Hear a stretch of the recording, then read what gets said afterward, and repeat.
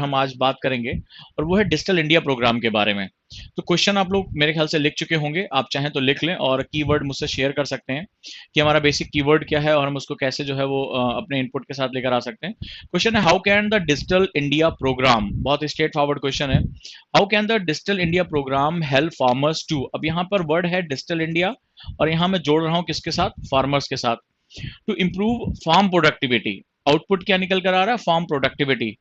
And what step has the government taken in this regard, और सबसे बड़ी बात इसमें पार्टी किसको बना रहे हैं, हम लोग गवर्नमेंट को बना रहे हैं। यानी किस प्रकार डिजिटल इंडिया कार्यक्रम किसानों को उनकी उत्पादकता बढ़ाने में मददगार हो सकता है, इस संबंध में सरकार द्वारा उठाए गए प्रभावी कदमों की जानकारी दें। अब ये क्वेश्चन देखने में बहुत स्ट्रेट फॉरवर्ड है, लेकिन यहां पर क्या होगा, हमें जो है वो बहुत बैलेंस के साथ इन चारों पार्टीज के बारे में बात करना है। चलो मैं इसके थोड़ा बैकग्राउंड के बारे में बात करता हूं ताकि हम इस पे कुछ जो है पॉइंट इनपुट दे सके। मेरे ख्याल से आपने क्वेश्चन लिख लिया होगा और यहां से हम लोग जो है वो शुरू करते हैं। Let's start, how can the digital India programme, अब यहां पर बात है what do you mean by digital India programme, why we need it and how this digital word जो हमें दिखाई भी नहीं पड़ रहा है, जो इसको हम जो छू नहीं सकते, वो बेसिकली फार्मर की हेल्प, और फार्मर की हेल्प किस सेंस में, उनकी प्रोडक्टिविटी स्पेशलाइज कर दिया, not about the complete the help of the farmers, ना भाई इसके बारे में बात नहीं कर रहा है। इस क्वेश्चन का एक स्पेसिफिक है, वो इस पर आपको अपना कीवर्ड लेकर आना है। ये है आपका बेसिकली जो आपकी उत्पादकता के बारे में बात कर रहा है वहां पर। इट इज नॉट अबाउट कि हाउ डिजिटल, कई बार मैंने स्टूडेंट्स को जो है वो देखा है, इस क्वेश्चन को इस तरह करेंगे कि हाउ डिजिटल इंडिया हेल्प, जल्दी जल्दी पढ़ेंगे, और how digital India help to improve the condition of the farmers, तो वो पूरा फार्मर्स को ये हो जाएगा फायदा, फार्मर्स का वो हो जाएगा। यूपीएससी का क्वेश्चन, इस क्वेश्चन में एक ट्रैप है, वो कह रहा है कि सिंपली एक टू द पॉइंट बात करो, फार्म प्रोडक्टिविटी को हम कैसे बढ़ा सकते हैं, तभी जो है आप बात आगे कर पाओगे। दूसरा, इसमें गवर्नमेंट के द्वारा जितने भी प्रोग्राम एंड पॉलिसी चलाई जा रही है with the help of digital India programme, आप उसके बारे में बता सकते हैं।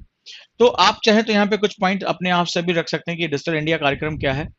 अब हम सबसे पहले इसका बेस समझते हैं कि हमने इससे पहले देखा, मेरे जो अगर इससे पहले की क्लास के आर्गुमेंट्स या वीडियोस आप देखेंगे तो मैंने आपको बताया था कि हमारे यहाँ एग्रीकल्चर पैराडॉक्स पाया जाता है, यानी कि जो है वो किसानों के क्षेत्र में, कृषक क्षेत्र में, एग्रीकल्चर में हमारे यहाँ विरोधाभास है।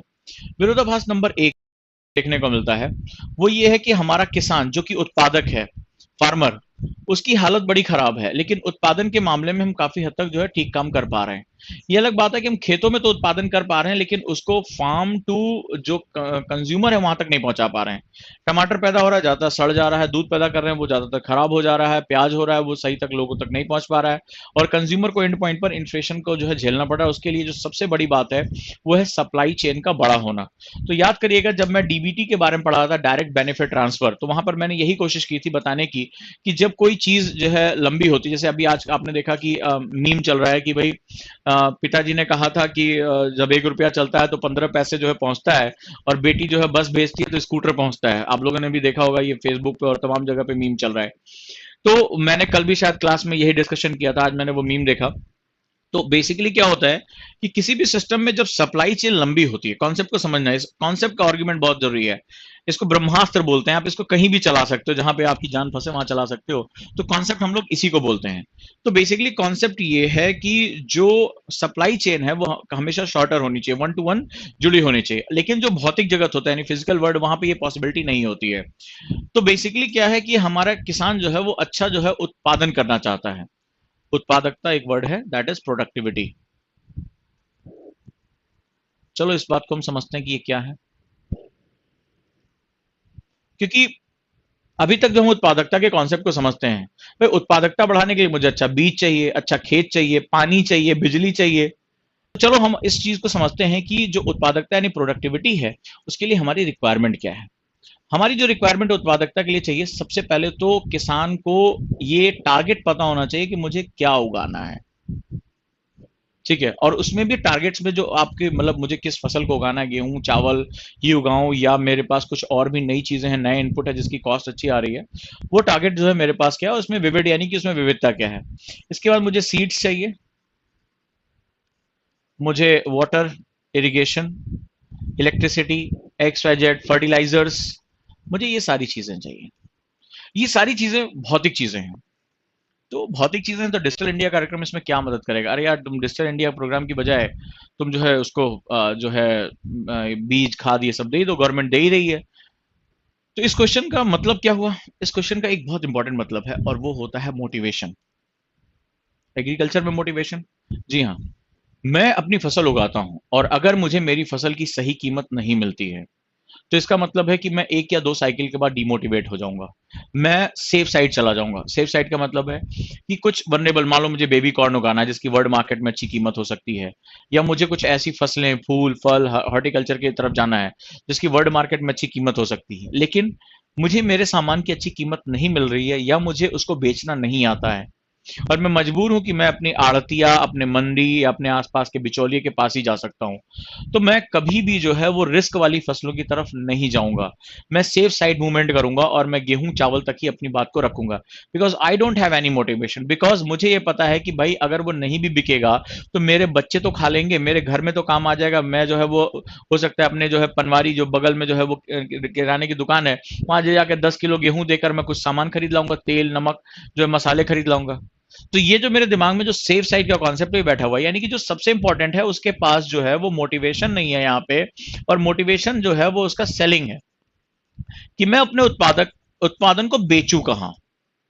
क्योंकि मेरे पास जो बेचने का है, मैं एक जो है वो एक भौतिक तंत्र यानी एक फिजिकल सिस्टम का एक जो है वो बहुत बड़ा विक्टिम हूँ। मुझे मजबूरी है कि मुझे राज्य की मंडी में जाकर बेचना है या किसी आड़ती या किसी बिचौलियों को ही ये मुझे सामान बेचना है। तो अब मुझे क्या करना पड़ेगा? मुझे सबसे बड़ी बात है जो डिजिटल इंडिया कार्यक्रम है इसको मोटिवेट करके रखेगा। दूसरा, सरकार ने कहा कि आपको हम अच्छे बीज देंगे, लेकिन ये एक भौतिक यानी कि फिजिकल स्ट्रक्चर के थ्रू आ रहा है। सरकार जो है मुझे फर्टिलाइजर देने की बात कर रही है, लेकिन उसकी क्वालिटी, उसकी मात्रा ये मुझे नहीं पता है। अब क्यों नहीं पता है, क्या मुझे दिक्कत है, मुझे ये चीजें क्यों नहीं मिल पा रही है? क्योंकि ये सभी जो है वो एक फिजिकल सिस्टम, केंद्र सरकार राज्य सरकार को, राज्य सरकार जो वैसे कमिश्नरी जिला, फिर उसके बाद ग्राम सभा, पता नहीं कभी पहुंचेगा कि नहीं पहुंचेगा। एक बहुत लंबा जो है सिस्टम बना हुआ है। डिजिटल इंडिया कार्यक्रम बेसिकली इंफॉर्मेशन का कार्यक्रम है, यानी वो उत्पादकता बढ़ाने के लिए जो है वो किसानों को इंफॉर्मेशन देती है। और इंफॉर्मेशन के बारे में एक सिंपल सी बात कही जाती है, इंफॉर्मेशन कन्वर्ट इनटू नॉलेज। हमेशा सूचनाएं ज्ञान में परिवर्तित होती हैं, एंड नॉलेज इज पावर। और ये ज्ञान ही शक्ति है, याद रखिएगा। यही डिजिटल जो वर्ड है, डिजिटल इंक्लूजन है, इसका कोर माना जाता है। Information always gives the birth of knowledge. जो है वो सूचनाएं ज्ञान को उत्पन्न करती हैं और ज्ञान जो है वो हमेशा शक्ति का कारण होता है। क्योंकि ज्ञान के केस में आपको पता रहेगा कि आपको क्या मिल रहा है और आपकी जो अधिकार है वो बेसिकली क्या है। इस केस में भी यही है। अब फॉर एग्जाम्पल, अब हम आ जाते हैं डिजिटल इंडिया कार्यक्रम में। तो डिजिटल इंडिया कार्यक्रम बेसिकली डिजिटल इंडिया कार्यक्रम, डिजिटल इंडिया प्रोग्राम बेसिकली उस इंक्लूजन का एक बड़ा इंपॉर्टेंट पार्ट है, समावेशन जिसे हम लोग कहते हैं। इसको समावेशन का ये बड़ा इंपॉर्टेंट सेगमेंट है। समावेशन के 3 चरण होते हैं। एक जो हमारा हाईएस्ट गोल होता है उसको हम लोग सोशल इंक्लूजन के नाम से जानते हैं, सामाजिक समावेशन। हम चाहते हैं कि सभी भारत में कोई जाति के लिए भेदभाव ना हो, धर्मों का भेदभाव ना हो, किसी क्षेत्र विशेष का भेदभाव ना हो। ये हमारी एक चाहत है, हम चाहते हैं, हमारी ये इच्छा है कि इस तरह हो हमारा। लेकिन दूसरे तरीके पे, मैंने उस दिन भी आपको बताया था, सोशल इंक्लूजन तब तक नहीं हो सकता तब तक मेरी जेब में पैसा नहीं है। क्योंकि मैंने आपको बताया था कि संबंध जो है एक्सक्लूजन से, वंचना से है। तो जब मेरे पास फाइनेंशियल सेटअप होगा, यानी मेरे पास फाइनेंशियल सेटअप होना चाहिए, फाइनेंशियल इंक्लूजन होगा, तभी मैं जो है वो सोशल इंक्लूजन की तरफ जा पाऊंगा। और फाइनेंशियल इंक्लूजन और सोशल इंक्लूजन दोनों को अचीव करने के लिए एक थर्ड टाइप का इंक्लूजन होता है, जिसे हम लोग डिजिटल इंक्लूजन यानी समावेशन के नाम से जानते हैं। राइट दोस्तों? तो ये 3 तरह का इंक्लूजन होता है। सोशल इंक्लूजन जो हमारा टॉप मोस्ट गोल है कि भाई चाहे वो महिला पुरुष सभी बराबर हों, सबको बराबर का हक मिले। जो हमने अपने डीपीएसपी में अपने आदर्श रखे, उद्देशिका यानी प्रियम्बल में अपने आदर्श रखे, जो सोशल जस्टिस की बात करते हैं, वो हमारा अटमोस्ट गोल है। But it can not be achieve without the financial inclusion. इसीलिए हमने आरक्षण का कॉन्सेप्ट दिया नौकरियों में, या तमाम जो है वो इस तरह की जो है वो फाइनेंशियल हेल्प करने की बात करते हैं। इसको हम लोगों ने कल डीबीटी में डिस्कस किया था। लेकिन ये दोनों अचीव करना है तो आपको एक भौतिक तंत्र से बाहर निकलना पड़ेगा। कौन किसको दे रहा है, किसको कितनी हेल्प हो रही है, नोबडी नोज। यहां पर मुझे क्या करना पड़ेगा, मुझे डिजिटल इंक्लूजन की तरफ जाना पड़ेगा, यानी मुझे जो है वो डिजिटल समावेशन करना पड़ेगा। यानी लाभ देने वाले और लाभ प्राप्त करने वाले दोनों के बीच में जो है वो कनेक्टिविटी होनी चाहिए। वो जो है वहां पर आपस में जोड़ सकते हैं। चलिए, तो ये जो है वो 3 पार्ट हमारे रहे। तो डिजिटल इंडिया कार्यक्रम बेसिकली डिजिटल इंक्लूजन का पार्ट है, जो फिजिकल इंफ्रास्ट्रक्चर से हटकर डिजिटल इंफ्रास्ट्रक्चर की तरफ मूवमेंट करता है। तो that is a digital inclusion, यानी कि डिजिटल समावेशन का एक बहुत महत्वपूर्ण ये औजार है। क्या होता है, सरकार क्या चाहती है? सरकार अपने किसानों की मदद करना चाहती है, लेकिन वो मदद डायरेक्टली करना चाहती है, क्योंकि कल मैंने आप लोगों को इसके बारे में बताया था कि इसका सबसे बड़ा फायदा होता है, एक तो जो बेनिफिशियरी होता है उसकी आइडेंटिफिकेशन होती है, यानी लाभार्थी को लाभ मिलता है। दूसरा, ये लाभ बहुत ही कम समय में प्राप्त होता है, क्योंकि इसका बहुत इंपॉर्टेंट महत्व ये है कि मैं जिसको लाभ देना चाहता हूं उसको लाभ तुरंत के तुरंत प्राप्त होना शुरू हो जाए। दूसरा सबसे इंपॉर्टेंट होता है। तीसरा, लीकेज की संभावना कम हो जाती है। चौथा, मैंने आपको बताया था फिक्स सिस्टम स्टैब्लिशमेंट कर पाते हैं। कल अगर आप लोगों की क्लास याद होगी तो फिक्स सिस्टम का मतलब होता है कि स्थिर तंत्र की स्थापना कर पाते हैं, कि पता होता है इस पॉइंट से चलकर इस पॉइंट तक चीजें पहुंच जाएंगी। तो इस तरह करके जो है वो हम यहाँ पर एक इंक्लूजन का सेटअप क्रिएट करते हैं। ये हमारा सबसे इंपॉर्टेंट पार्ट होता है। अब सवाल ये था कि जो डिजिटल वर्ड होता है, जरा उसके बारे में कल्पना करके देखो। क्वेश्चन में ये दिखने में बहुत सिंपल क्वेश्चन है, लेकिन एग्जामिनर ने इसमें जो है वो जलेबी छान दी है, यहाँ पे काफी इसको घुमा दिया है, क्योंकि प्रोडक्टिविटी एक अलग कॉन्सेप्ट हो गया। अब डिजिटल के बारे में जब बात, उसने एक जाल फेंका। जब मैं बात करता हूं सोशल इश्यूज में, तो हमारे पास 2 सेगमेंट दिखाई पड़ते हैं। एक को हम लोग बोलते हैं इंडिया। ये इंडिया, ये वो है जो शहरों में रहता है, अर्बन सेंटर में। ये जो मोबाइल, इंटरनेट, 4G, XYZ जो भी अपना बात करता है। और एक को हम लोग बोलते हैं भारत। कायदे से इसको हम लोग ग्रामीण क्षेत्र बोलते हैं, rural. That is urban and rural. यहाँ पर जो ग्रामीण क्षेत्र है, यहाँ पर डिजिटल कनेक्टिविटी छोड़ो, अभी तो सड़कों की कनेक्टिविटी नहीं आई है। सड़कों की कनेक्टिविटी छोड़ो, बिजली की कनेक्टिविटी नहीं पहुंची, तो डिजिटल तो बहुत दूर की बात हो जाती है। तो जो पेनेट्रेशन है वो काफी हद तक नीचे रहा है। तो जब हम डिजिटल इंक्लूजन की बात करते थे, तो अर्बन सेंटर्स की बात करते थे, वहां जहां इनको अंग्रेजी आती है, जो इंटरनेट पे जाकर अपनी सहूलियत एसेस कर पाते हैं, बैंकिंग सिस्टम को एसेस कर पाते हैं, वो जो मोबाइल ट्रांजेक्शन कर पा रहे हैं, जो पढ़े लिखे हैं, जो अमेरिका का जो पेमेंट गेटवे जो इंग्लिश में कंपलसरी है, उसमें जाकर वो अपनी जो है जानकारियां भर के जो है वो डिजिटल ट्रांजेक्शन्स करके वो अमेजन और फ्लिपकार्ट से सामान मंगा पा रहे हैं। ये एक्चुअली में उनके लिए तो बहुत सहूलियत थी, जो बेसिकली हमारा 30 to 40% जो अर्बन पॉपुलेशन थी। But remaining about what about the 60 to 70% जो हमारी रूरल पॉपुलेशन है, उसके लिए हमें क्या करना है? बहुत मुश्किल बात थी, क्योंकि उसके पास डाटा अवेलेबिलिटी ही नहीं थी। डाटा अवेलेबिलिटी ही नहीं है उसके पास। तो अभी उसकी जिंदगी जो है वो रोटी कपड़ा और मकान के आसपास घूम रही है। उसको तो पहले वो फाइनेंशियल सिक्योरिटी मिल जाए, बहुत बड़ी बात है। डिजिटल के बारे में बात करेंगे तो सरकार ने इस चीज को बदलने के लिए, हमेशा याद रखिएगा, ये कीन्स इकोनॉमी का 1930s में एक कॉन्सेप्ट है, जिसको मैंने पहली क्लास में बताया था।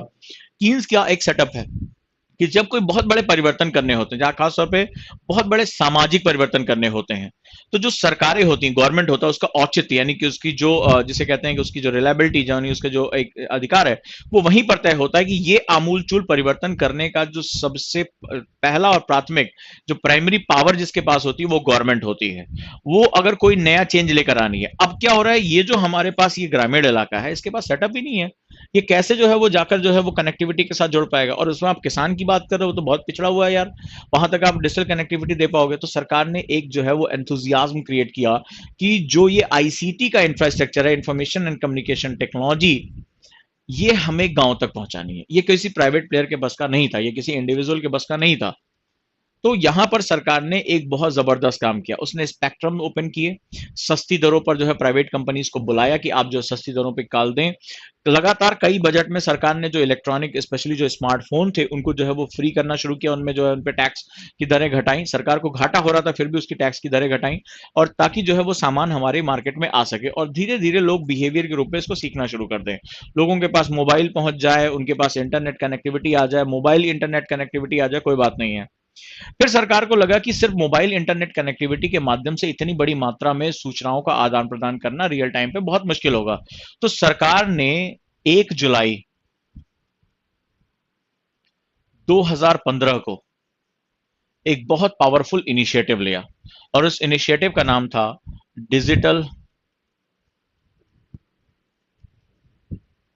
India programme. डिजिटल इंडिया कार्यक्रम के नाम से हम लोग इसको जानते हैं। बेसिकली यहां पर सरकार ने बहुत बड़ी मात्रा में अपना इंफ्रास्ट्रक्चर, अपना फंड जो है इसके लिए खर्च किया, और उनका एक ही पर्पस था कि लोगों तक, खासतौर पे एक एक इंसान तक, चाहे वो शहरी हो चाहे वो ग्रामीण, स्पेशली उनका फोकस रूरल इंडिया पे था, जहां पर अभी भी डिजिटल पेनिट्रेशन उतनी बड़ी मात्रा में नहीं हो पाया था जिसमें हमें जरूरत पड़ने वाली थी।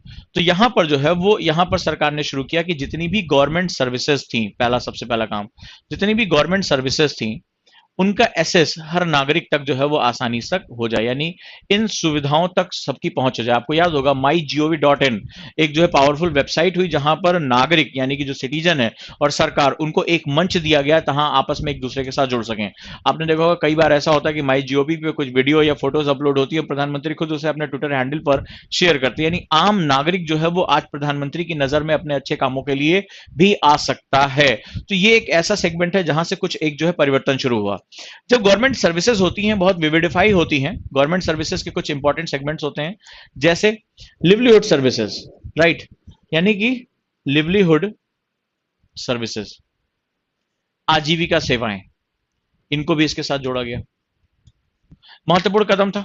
इस महत्वपूर्ण कदम में मोबाइल के गवर्नेंस में, यानी कि जो गवर्नमेंट थी उसने अपना जो है वो चेहरा चेंज किया, और गवर्नमेंट से वो गवर्नेंस की तरफ आई, गवर्नेंस की तरफ आई, यानी सरकार से वो प्रशासन की तरफ आई। जहां गवर्नमेंट, सरकार जो चुनी हुई संसद में बैठती है, दूर दराज बैठे होते गांव देहात के आदमी को उससे कोई लेना देना नहीं होता है, उससे वो प्रशासन की तरफ, यानी कि अब वो ग्रास रूट तक पहुंचा, और प्रशासन से वो मोबाइल गवर्नेंस पे आ गई, मोबाइल गवर्नेंस। और इसी को हम लोग ई गवर्नेंस, इसका ही एक पार्ट होता है ई गवर्नेंस, आप लोगों ने नाम सुना होगा, या मोबाइल गवर्नेंस, यानी लोगों के हाथों में अब कोई भी व्यक्ति जो है वो आसानी से अपने प्रशासन के साथ जुड़ सकता है, हैंडी हो गया। और इसका जो हमें फायदा मिला वो हमें डिजिटल गवर्नेंस के रूप में मिला। जैसे सरकार ने बहुत से नए नए प्रोजेक्ट शुरू किए, जैसे एम गवर्नेंस शुरू किया, एम गवर्नेंस, मोबाइल गवर्नेंस, इसकी शुरुआत की। For example M agriculture programme शुरू किया, एम ग्राम बाजार प्रोग्राम शुरू किया, यानी अब सब कुछ जो खरीद फरोख्त होगी वो शुरू होगी मोबाइल के माध्यम से। लेकिन कल जो मैंने आपको पढ़ाया था वो बड़ा इंपॉर्टेंट सेटअप है। तो सवाल ये है कि मैं पढ़ा लिखा आदमी नहीं हूं, मैं गांव का किसान हूं, मुझे इंग्लिश में जो है फॉर्म भरना नहीं आता, मैं ट्रांजेक्शन नहीं कर सकता। सरकार ने कहा ठीक है कोई बात नहीं है, आप एक काम कर सकते हो, हम आपको भीम ऐप लॉन्च कर रहे हैं, आपका बायोमेट्रिक मैंने आधार में ले रखा, आपके अंगूठे का निशान है, तो तुम यार अंगूठा तो लगा सकते हो, ट्रांजेक्शन उस बेस पे हम कर लेंगे, क्या टेंशन है। तुम्हारी पहचान सुनिश्चित है, तुम्हारी बायोमेट्रिक यूनिक है, तुम अपना अंगूठा जो है वो लगाओ, और यहाँ जो तुम्हें चाहिए उस बायोमेट्रिक को मैं आइडेंटिफाई करूंगा, और मैं उसको जो है तुम्हारा डिजिटल सिग्नेचर या तुम्हारा डिजिटल एसेस के रूप में उसको माना जाएगा। और आपने कहा ये तो बहुत अच्छी बात है, अगर मैं पढ़ा लिखा नहीं भी हूं तो भी मैं जो है वो यहाँ जा सकता हूं और अपने थंब इंप्रेशन बेस पे, मेरी आइडेंटिटी के बेस पे, मेरी पहचान के बेस पे मैं ट्रांजेक्शन्स भी कर सकता हूं, मैं सरकार की जितनी भी पॉलिसीज हैं उसका आनंद भी उठा सकता हूं। यही डिजिटल इंडिया कार्यक्रम का बेस रहा। अब डिजिटल इंडिया कार्यक्रम ने, सरकार ने क्या किया, इसमें जो अपना इनपुट दिया, सबसे बड़ी बात, ये समावेशन के लिए बहुत जरूरी है। सर जो है किसान ने जो सबसे बड़ा उन्होंने, सरकार ने इसमें काम किया जो एग्रीकल्चर में था, वो ई नैम था। ई नैम, आपको पता है कि 2 बार ये आईएएस प्री में आ चुका है, मेंस में आ चुका है। E NAM, electronic national agriculture market, national agriculture market, e electronic national agriculture market, यानी मुझे अपना सामान बेचना है तो मैं किसी मंडी में कुछ गिने चुने बिचौलियों, आढ़तियों, व्यापारियों के ऊपर निर्भर नहीं हूं, मैं डिजिटली अपना सामान बेच सकता हूं। और सरकार ने मंडी में एक आदमी बिठाया जो इस इलेक्ट्रॉनिक चीजों का जानकार था। वो किसान के कहने पर ये काम करता था। यानी किसान को अब विकल्प मिलने शुरू हो गए ई नाम के माध्यम से। वो अपना एक नेशनल वाइड मार्केट ढूंढ सकता है। उस दिन की कल्पना करिए जब हमारा किसान इतना प्रेरित हो जाएगा कि वो इंटरनेशनल मार्केट पे उसके स्टैंडर्ड के हिसाब से, यूरोप में क्या स्टैंडर्ड, अमेरिका में क्या स्टैंडर्ड है, उस हिसाब से अपनी जैविक फसलों को उगाए और वहीं के वहीं ऑर्डर्स लेकर उसको पैकेजिंग करके उसको इंटरनेशनल मार्केट में जो है बेचने के लिए भेज दे। उसी दिन हम सही मामले में अपने किसानों को जो हम सर्वाइव करा पाएंगे, उनको हम बचा पाएंगे। इसी का अगला जो है वो सेटअप शुरू हुआ। जैसे जैसे हमारे यहाँ डिजिटल कनेक्टिविटी बढ़ने लगी, सरकार को लगा कि भाई इसको हमने बाजार के लिए विकल्प देने शुरू कर दिए, क्यों ना हम इसकी अवेयरनेस को बढ़ाएं कि वो गेहूं चावल या खाद्यान्न फसलें जो परंपरागत रूप से बो रहा है, उसमें कुछ विविधता लेकर आए, उसमें नई चीजों को लेकर आए और हम प्रोडक्टिविटी बढ़ा सकें। और वहां पर सरकार ने शुरू किया किसान चैनल। किसान चैनल के माध्यम से कभी पिक्चर दिखाते हैं, कभी धारावाहिक दिखाते हैं और उसमें इंफॉर्मेशन जो है दे देते हैं कि कैसे ड्रिप सिंचाई करनी है, कौन सी खाद डालनी है, मौसम का पूर्वानुमान क्या है, कब गेहूं की फसल बोनी है, कब धान की फसल बोनी है। और इसके माध्यम से वो अवेयरनेस जो है उन्होंने फैलाना शुरू किया। यानी कुल मिलाकर जो डिजिटल इंडिया प्रोग्राम है वो काफी हद तक जो है कनेक्टिविटी के साथ जुड़ा हुआ प्रोग्राम है और उसके डिजिटल समावेशन के लिए ये बहुत ही महत्वपूर्ण हो जाता है। राइट। अब हम बात करते हैं इससे क्या होगा। एक तो सबसे बड़ी बात, सूचनाएं मिलनी शुरू हो जाएंगी। अब जो सूचनाएं हैं वो किसी व्यक्ति के थ्रू किसानों तक नहीं पहुंचेंगी, उनके मोबाइल तक डायरेक्टली पहुंच सकती हैं। उनकी सूचनाएं वहां तक पहुंच जाएंगी, किसान प्रेरित हो जाएगा, अपने बच्चे को भी बढ़ाएगा कि भाई पढ़ो और देखो मेरे मोबाइल में क्या मैसेज आया कि मेरी जो है खाद की सब्सिडी आ गई कि नहीं आ गई, खाद जो है वो मेरे जो है दुकान तक पहुंच गया कि नहीं पहुंच गया, कौन से बीज मुझे बोने चाहिए, किस प्रकार की मुझे ड्रिप जो सिंचाई करनी चाहिए, कहाँ मैं अपनी जो है वो नियर अबाउट मेरी मंडी क्या ऑप्शंस क्या है जहां मैं जाके अपना सामान बेच सकता हूँ, इस समय मार्केट में रेट क्या चल रहा है, कि ऐसा तो नहीं कि कोई बिचौलिया जो है मुझे ठगने के लिए तैयार बैठा है। तो कुल मिलाकर ये इन्फॉर्मेशन जैसे उसके पास पहुंचेगी, उसको नॉलेज होगी और नॉलेज ही जो है उसकी पावर में कन्वर्ट हो जाएगी, यानी उसके पास विकल्प आने शुरू हो जाएंगे। और यकीन मानिए जिस दिन हमारे किसानों के पास विकल्प हो जाएगा, मुझे सामान कहाँ बेचना और कितना बेचना है, तो उसी समय जो है वो अपनी जो है वो स्थिति को काफी हद तक चेंज कर पाएगा। तो गवर्नमेंट ने जो भी जो है वो अपने इनिशिएटिव लिए, चाहे ई नाम के माध्यम से, किसान चैनल के, या मोबाइल गवर्नेंस के, या एम ग्राम बाजार के माध्यम से, एम सर्विसेज यानी मोबाइल सर्विसेज के माध्यम से सरकार ने जो है वो किसानों की उत्पादकता बढ़ाने में बहुत ज्यादा जो है वो योगदान करना शुरू किया है। अब इसमें एक फायदा और होगा। फॉर एग्जाम्पल, किसान जो है आज की डेट में जो एग्रीकल्चर में प्रॉब्लम है, जो चाइना और इंडिया में जो हम कंपैरिजन करें, अमेरिका और इंडिया में कंपैरिजन करें, तो इंडिया एक ऐसी कंट्री है जो अपने टोटल ज्योग्राफिकल एरिया के 53% पे खेती करता है। This is the highest one. किसी भी कंट्री के पास उसके टोटल जो लैंड अवेलेबल है उसके इतने बड़े हिस्से पर खेती नहीं होती, केवल भारत में खेती होती है। उसके बावजूद में हमारी जो प्रोडक्टिविटी है वो बहुत ही खराब है, यानी कि जो पर हेक्टेयर जो हम फसल उगाते हैं वो बहुत ही कम प्रोडक्टिविटी के साथ है। इसके पीछे कई कारण है। वो आपको ये नहीं कि किसान जो है कामचोर है, या किसान जो है मेहनत नहीं कर रहा है, या सरकार जो है वो थोड़ी अच्छे बीज नहीं दे पा रही, सब कुछ है। एक्चुअली में होता क्या है कि आज की डेट में हमारे पास कई फैक्टर्स अवेलेबल हैं, जैसे कि क्लाइमेटिक चेंजेस हो गए, जो वैश्विक तापन है वो हमें जो है ग्लोबल वार्मिंग हमें एक स्पष्ट रूप में दिखाई पड़ी है। ऐसी कंडीशन में जो कई चीजें होती है, जैसे मिट्टी है, मिट्टी जैसे बार बार फर्टिलाइजर को लेते हुए उसकी जो है वो जो उसकी उर्वरकता होती है वो खराब हो जाती है। कई ऐसी फसलें होती है जिसको हमें लगता है कि शायद ये गेहूं चावल बो देने से हमें फसल मिलेगी, लेकिन जिस तरह से गर्मी बढ़ रही है, जिस हिसाब से जो मौसम आगे की तरफ जा रहा है, उस हिसाब से वो फसलें जो होती है वो अपनी प्रोडक्टिविटी नहीं दे पाती हैं। या इरिगेशन की कोई मेथड, कोई नया मार्केट में ऐसा जो है पेस्टिसाइड आया है जो बहुत ही इफेक्टिव काम कर सकता है, ऐसा फर्टिलाइजर है जिसको कम डालने से भी प्रोडक्टिविटी बढ़ सकती है। तो किसान को ये सारी चीजें चाहिए, यानी किसान को मल्टीपल सेक्टर्स पे इनपुट देना पड़ेगा। अगर मैं मान के चलूँ ये मेरा फार्मर है जिसको कई चीजों की इनपुट है, जैसे इसको R&D चाहिए कि किस तरह की नई बीज आ रहे हैं। ठीक है, R&D भी बाई डायरेक्शनल होता है, यानी कि जो सेंटर, मान लो सपोज दैट कोई भी Indian council of agriculture research ICAR अपना जो है वो अनुसंधान कर रहा है, तो बेसिकली इस क्षेत्र के किसान की नीड क्या है ये भी उसको पता होना चाहिए, और ये अपनी लैब में क्या कर रहे हैं ये किसान तक उसका लाभ पहुंचना चाहिए, यानी बाई डायरेक्शनल प्रोसेस होना चाहिए। इस बात को समझना, ये इंडिया में आजादी के बाद से ये पूरा हिस्सा ही गायब है। ठीक है, कृषि वैज्ञानिक इसलिए अनुसंधान करते हैं कि पेपर लिख लें, प्रमोशन हो जाए, सैलरी बढ़ जाए। किसान तक पहुंचा नहीं पहुंचा इससे कोई मतलब नहीं है। किसान को रिसर्च अनुसंधान, उनको लगता है कि वो खेती किसानी कर रहा है, उससे ज्यादा किसान खेती के बारे में कोई नहीं जानता, वो ब्रह्म ज्ञानी है। वो वैज्ञानिक आकर क्या बताएंगे कि उनकी मिट्टी कैसी है, उनका बीज कैसा है, तो किसी से कोई लेना देना नहीं है। इसी समय उसको जो है वो गवर्नमेंट की तरफ से हेल्प होना चाहिए, और ये भी जो है वो क्या होना चाहिए, बाय डायरेक्शन होना चाहिए, यानी गवर्नमेंट को उसकी रिक्वायरमेंट पता हो और गवर्नमेंट क्या करे ये भी उसको पता होना चाहिए। इसी के साथ साथ वो मार्केट के साथ भी उसी के समय जो है वो अटैच होना चाहिए, यानी मार्केट में क्या उतार चढ़ाव चल रहा है, मार्केट में किस चीज की डिमांड आ रही है, मार्केट में क्या सप्लाई चेन मेंटेन हो रहा है, ये भी उसको पता होना चाहिए। तो ये जो फार्मर है ये बेसिकली बहुत ही चीजों के साथ लिंक्ड है, ठीक है, बहुत इंपॉर्टेंट तरीके से लिंक्ड है। अगर उसको एट अ टाइम इस ट्राइंगल का मजा मिल गया, यानी उसको सपोर्ट मिल गया बाय डायरेक्शनल वे में, मार्केट को फार्मर के सेंटिमेंट्स पता हो, फार्मर को मार्केट के सेंटिमेंट्स पता हो, गवर्नमेंट जो है वो फार्मर की नीड के साथ जुड़ी हुई और फार्मर जो है गवर्नमेंट के द्वारा दिए गए इनिशिएटिव से जुड़ा हुआ, जो वैज्ञानिक समुदाय है, आर&डी जो करता है, जो रिसर्च सेगमेंट्स है, वो भी फार्मर के साथ जुड़ा। बहुत अच्छा मॉडल बता रहा हूँ जो भी हमारी रिक्वायरमेंट चल रही है। मैंने चाइना की जो स्टडी की और जो मैंने अमेरिका के फार्मर्स की स्टडी की, उस बेसिस पे बता रहा हूँ। खासतौर पे जो मैंने ब्रिटेन का मॉडल मुझे बहुत अच्छा लगा, जहां बहुत कम जमीन होने के बावजूद भी उन्होंने इन चीजों को लिंक करके उन्होंने कैसा किया। और खासतौर पे इसराइल तो आश्चर्यचकित कर देता है, इसराइल के पास कुछ भी नहीं है लेकिन वो जो है वो अच्छा खासा प्रोडक्शन कर पा रहा है। तो ये तीन चीजें वहां से मैंने सीखी हैं, मैं आपको बता रहा हूँ। ये एक नया मॉडल है और बहुत अच्छा। तो ये तीनों के साथ वो अटैच होना चाहिए, लेकिन ये अटैच तभी हो पाएगा जब उसके पास एक डिजिटल प्लेटफॉर्म अवेलेबल हो।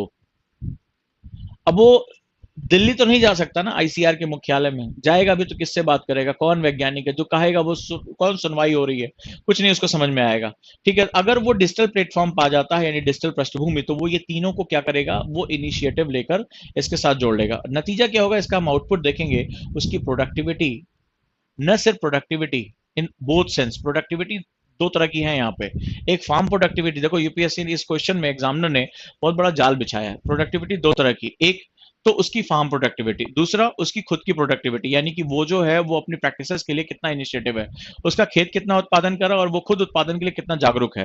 तो ये प्रोडक्टिविटी क्या हो जाएगी, वो इंक्रीज कर जाएगी। That this model is very important, जो डिजिटल इंडिया वहां पे काफी मदद करेगा। अगला, इसमें हम एक चीज और जोड़ते हैं, इसमें जो गवर्नमेंट के रूट के थ्रू, आर&डी रूट के थ्रू, इन सभी को एक चीज की जरूरत पड़ेगी, यानी इन तीनों को सेटअप को एक सबसे बड़ी जरूरत पड़ेगी, और वो होगा जिसको हम लोग कहते हैं क्रेडिट सपोर्ट। सभी को होती है। सरकार कह रही है किसानों का जो है इस बार हम जो है उनको लोन सस्ता करेंगे, तो सरकार खुद जाके नहीं करती है, नाबार्ड को आगे करती है।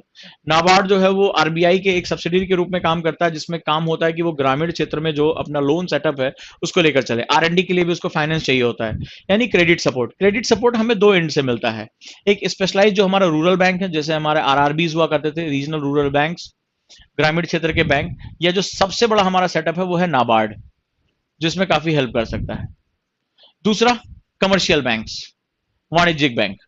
ठीक है, 2012 का आईज प्री का क्वेश्चन है। तो कमर्शियल बैंक्स के ऊपर लाइबिलिटी होता है, वो होता है पीरियोडिक सेक्टर लेंडिंग, पीएसएल के नाम से जानते हैं, प्राथमिक क्षेत्रक ऋण। उनको अपना जितना भी अगर वो ऋण दे रहे हैं उसका 40% जो ऋण होता है वो किसानों को या जो वनरेबल सेक्शन उनको देना ही देना पड़ता है। तो अगर ये जो क्रेडिट सपोर्ट है अगर वो प्रॉपर इस सिस्टम के साथ, और इसको तीनों को जरूरत पड़ेगी, गवर्नमेंट को भी इसकी जरूरत पड़ती है, आर&डी को भी इसकी जरूरत पड़ती है, और मार्केट को खुद इसकी जरूरत पड़ती है अपने आप को एनहांस करने के लिए। अगर क्रेडिट सपोर्ट इस सिस्टम के साथ बना हुआ है तो यकीन मानिए ये सिस्टम प्रॉस्परस होगा, फ्लरिश होगा, और इसका जो आउटपुट होगा वो बहुत अच्छा होगा। तो इसकी वजह से जो हमारा डिजिटल इंडिया प्रोग्राम है वो क्या करेगा, एक ही टाइम में यानी एक ही समय पे इन चारों चीजों को एक साथ जोड़ सकता है। किसान को लोग चाहिए, किसान क्रेडिट कार्ड सरकार ने जो इनिशिएटिव लिया, जो सरकार के इनिशिएटिव उसमें लिखने, किसान क्रेडिट कार्ड के माध्यम से बिना उसको बैंक गए सीधे उसकी जो पहचान के आधार पर, उसका जो आधार है उसके आधार पर उसके खाते में इतना पैसा जो है डायरेक्टली क्रेडिट कर दिया गया। आरआरबीज जो है या जो नाबार्ड है वो स्पेशलाइज उनकी मशीन्स के लिए, तमाम तरह के जो है वो ग्रामीण विकास के लिए वो यहाँ पर जो है लोन दे सकता है। चाहे मार्केट हो, आर&डी हो या गवर्नमेंट खुद हो, उनको जो है वो आसानी से लोन जो है क्रेडिट फ्लो बना रह सकता है, चाहे मशीनरी हो, सीड्स हो, फर्टिलाइजर्स हो, या खेतों को अच्छा करना हो।